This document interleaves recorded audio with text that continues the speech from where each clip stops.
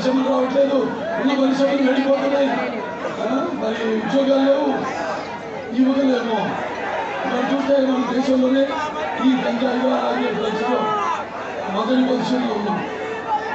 అలాగే మన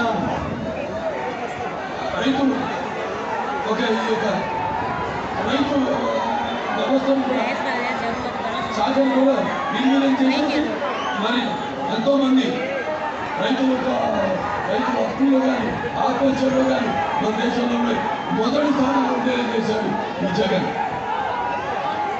ఇలా చూసుకుంటే మొత్తం అన్ని వ్యవస్థల్ని అలాగే అందరిలో ఈ యొక్క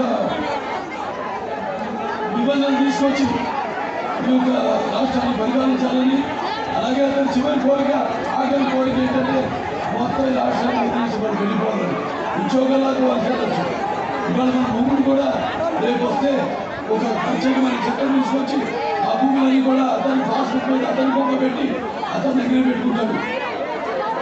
రేపు మన భూమి మీద అప్పు తీసుకోవాలంటే అప్పు ముందే ఉంటుంది మన భూమి మీద, అతనే అప్పులు తీసేసుకుంటాడు మన భూమి మీద బాధ్యత పట్ట పుస్తకం.